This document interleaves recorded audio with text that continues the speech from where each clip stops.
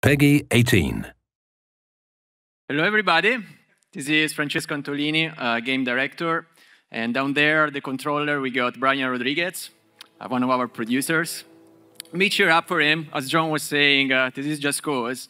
It's a game that, it's built on a conundrum system that works all together at the same time. So very often the unexpected happens. Usually when that happens, it's fun, but we're gonna see, okay? So we start this presentation today from this panoramic spot in Solis that gives you a pretty good idea of the extent of the world. So Solis is the new world of Just Cause. It's the biggest world we have to date, and it's also the most diverse. It's inspired by landscapes in South America. And here, for example, you can see at the bottom the grasslands, inspired by the pampas. On the background, we got the desert. And if you sharpen your sight, you may see a hint to a sandstorm. But no worry, because we are going to fly pretty close to it in a few minutes. And here, the Alpine is entering the screen, obviously inspired by the Andes. And if you're wondering whether these big clouds that it's coming in, it's hiding a tornado, you're wondering right. You've seen this probably at E3 or in some of the videos that we have released. You did see that in the context of a mission, but as you see, the tornado is there, the sandstorm is there, and blizzards are to be found in the mountains. Everything is procedurally generated, everything is there for your use, per use, and to just have fun with those. Let's just jump down the cliff. Needless to say, both parachute and wingsuit are back. We know how much you did love those in the previous games, so we did the extra effort to perfect them even more. We improved the interaction model, and we've polished the animation and the way that Rico relates to his parachute and the wingsuit. The result is an experience that feels extremely natural and organic. We just landed on an airstrip. Something is missing, I guess a plane, so why don't we drop one?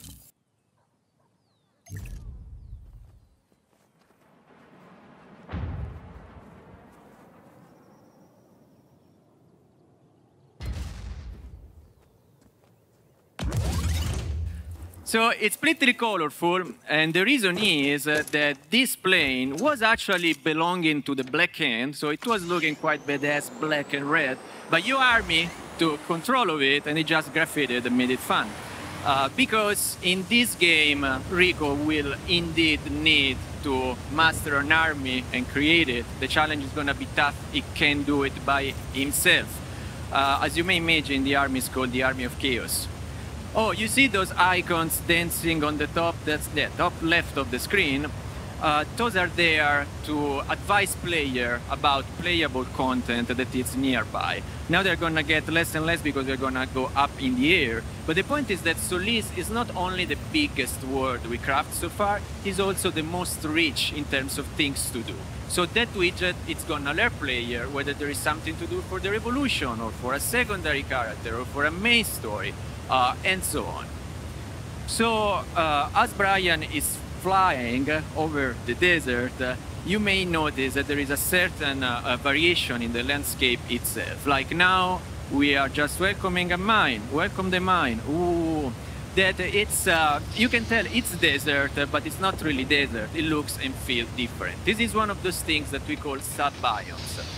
And we need to use these to infuse variety within the biomes itself, because again, they are big. If they were all looking samey, you would be bored pretty soon, and I don't want that. We just want to give you surprise after surprise. There's the sensor. I did promise before that we would have passed nearby. I hope we don't end inside it, because one of the features of the sandstorm itself is that it drastically reduces your visibility. That has quite interesting consequences in the way that you approach combat, but it's not something that you want while you are flying. Oh, here it's another one of my favorite, probably this is my favorite sub-biome in the desert, is the canyon that goes with a river at the bottom. Now, the world is big, and it's big not just for the sake of being big. It's big because Rico moves fast. He moves fast if he's in a vehicle, he moves fast if he's in his wingsuit, and he basically teleports himself every time that he fires his grappling hook. So we literally need ground to cover. This time around, we also built it differently. If you've played the previous games, you will remember a game that is structured in a set of island or island. In Just Cause 3, we went for more of an imposing landmass. I define it positively overwhelming, and this changed quite a bit the experience. Just think about the role of water. There is no more ocean, but we got rivers that in pure Just Cause style are fully physicalized, so they got currents and things can float on them according to proper fluid dynamics. And it's not only a matter of cosmetics, right? It's not only that they look and feel different, they also play different. The biome literally structures your gameplay space. So that, say, driving on the desert through the dunes is a completely different feeling than driving on the rainforest, where it's kind of hard to get off-road because you got trees everywhere. Now think a bit about it. This also means that the moment that you are chased by the Black Hand, the strategies that you're going to employ in the desert are completely different from the one that you're going to employ in the grassland, the alpine, or the rainforest. It's like having 4 games in one. This is one of the town that I love the most. It's inspired by Huacachina. That's a town in Peru, an oasis town, because it's built around an actual lake in the desert. And Bryan was so good to collect a speed ring that I guess you can imagine how that works. So we talk about the world, we've seen some vehicles and some of the collateral activities. Let's get straight into one of the centerpieces of the game and of the franchise, the grappling hook. So what you learned from Just Cause 3, it's back. As you see, you can tether things and you can retract them. But this time around, you can do much more than that. Indeed, you can change the attachment that you put on your grappling hook. For example, you can attach booster to it and send things spinning around. Or you can go with, currently is the YouTuber favorites. We call it airlifter. Everybody else calls them balloons for some reason, but I like airlifter. And what they do, they defy gravity. And in this case, Bryan is just sending stuff up the sky, just goes. Now, these attachments are fun to be used in themselves, for some reason, just fun. You modify the word. However, they become even more fun the moment that you've got props, humans, vehicles, things that are built in a way that can interact meaningfully with them. So even if you take just an otherwise insignificant food cart, here it is that with the addition of just a propane tank, you can make it interesting once you interact, with airlifter, booster, or somebody else. And it's not just about attachments. Bryan, let's put up the customization screen. Let's scare people a little bit. Okay, you got different loadouts, but what I want to draw your attention in, let's just go into the airlifter one. Here it is. Each attachment can actually be modified by applying different mods over it.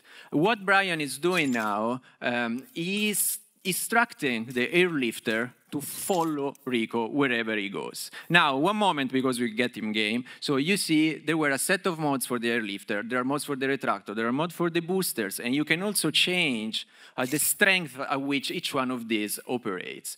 And at the end of the day, we made a calculus yesterday, just for the fun of it. You got more than 4 million combinations. This means that however you're playing, if you compare your loadout to the loadout of a friend after some hours that you're playing, you're probably going to find that they are different, and he has discovered something that you haven't, or that she does something different than what you do, and so on. It's really a tool that has endless possibilities in creative terms. I think that you can proceed and pull off the stand. So we got the airlifter attached to a red barrel. The jet up there, it could have very easily gone onto that. And now the airlifter is following Rico wherever he goes. So Bryan has just built a cloud of red barrels. What do you do with a cloud of red barrels? You rain explosions, right? Now, we've seen a food cart, we've seen a cloud of red barrel. Let's approach one of those objects where we actually put a lot more love than anything else. We call them the chaos objects, because when you destroy them, you accrue chaos. Because chaos is bad, and in a meaningful way, the GC2 way, not the GC3 one. And I'm going to talk a little bit more about it in a second. So look at this. This is a radar. However, when we saw this, everybody in the studio thought, oh, it looks like a catapult. So you probably think that too. And if you as my player think that, I don't want to frustrate you. So I want for this thing to actually work as a catapult because it looks like it. And so that's what we did. We rigged it in a way that if you discover it, if you want to have fun with it in this way, it's going to actually make you happy. What we always say in Just Cause is, if you think about it, you can probably do it. You know, and the consequence may give you a smile. So those interactions actually are something that I consider relatively simple, something that I expect for each one of our players to pull off. But you can do much more complicated things, and those things are there for that slice of player who really like to go bonkers and be creative with the tools that we give them. To pull this off, we will start by supply dropping a tank.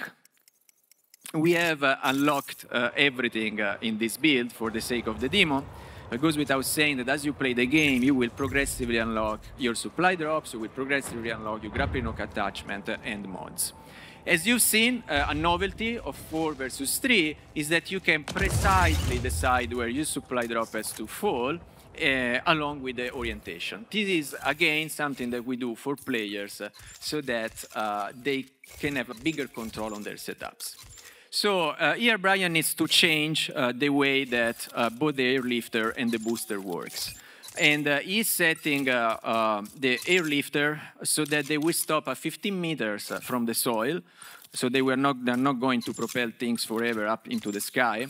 And has to be indestructible.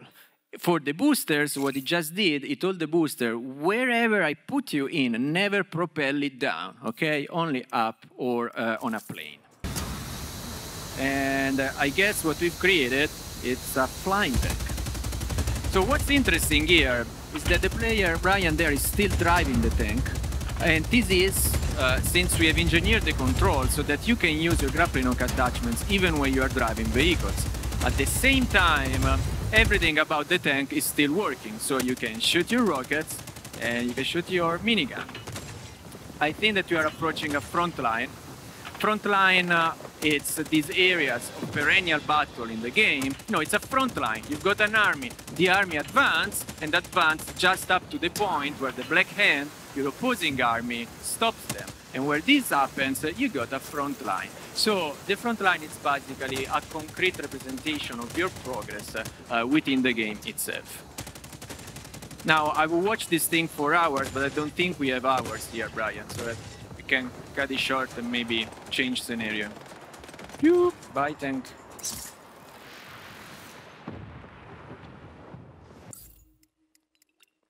We are going to switch now to the rainforest, namely to a place called Meteolab.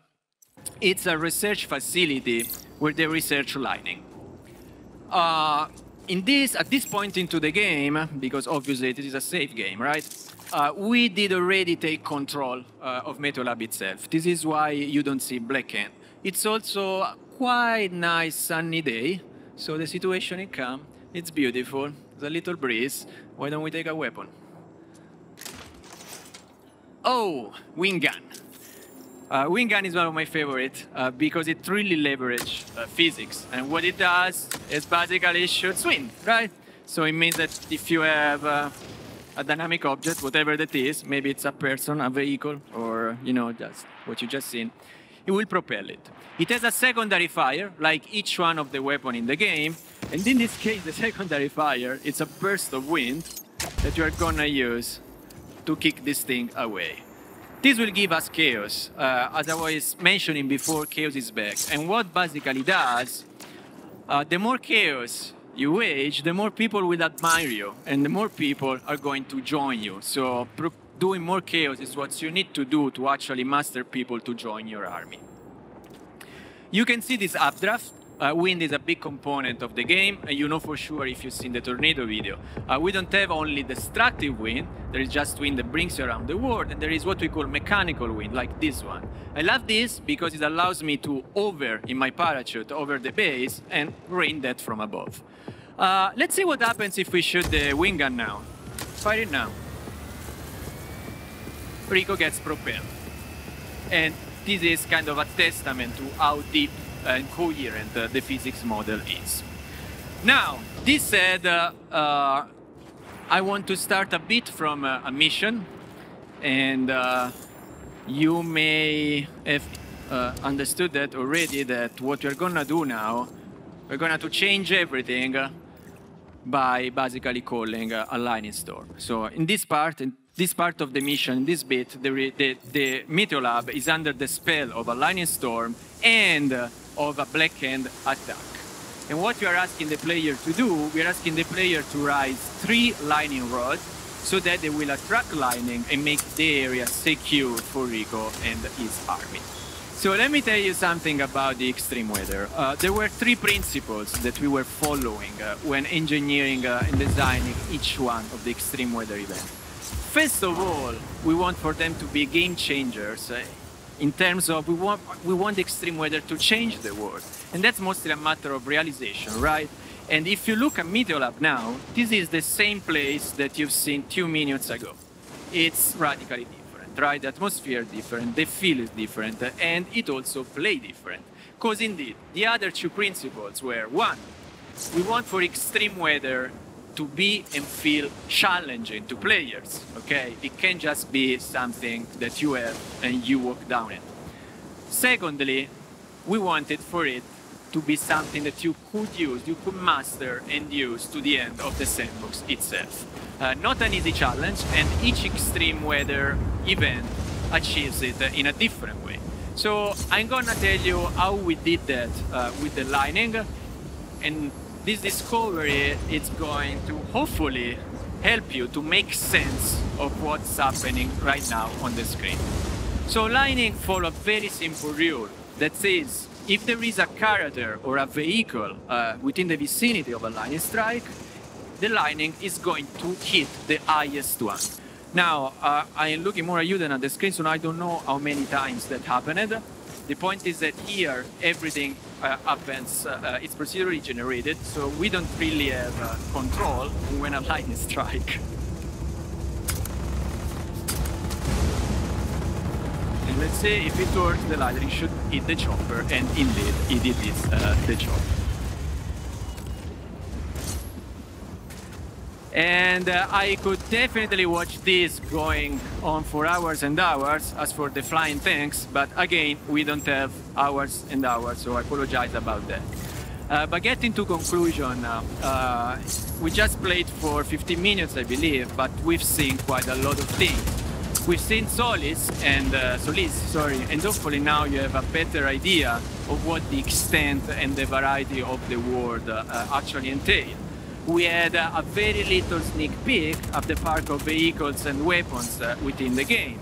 I've mentioned that each weapon comes with a secondary fire, and that vehicles themselves, most of the time, comes with some novelty, something new to discover, something that you can use to the end of the sandbox. Similarly for destruction objects and prop of the world. There's always a little secret to discover, always a little interaction that will make you smile at the moment that you use the grappling hook on them. And last but not least, we've seen we deemed a second extreme weather event after the tornado, which is the lightning storm. Thank you guys, I hope you did enjoy the demo.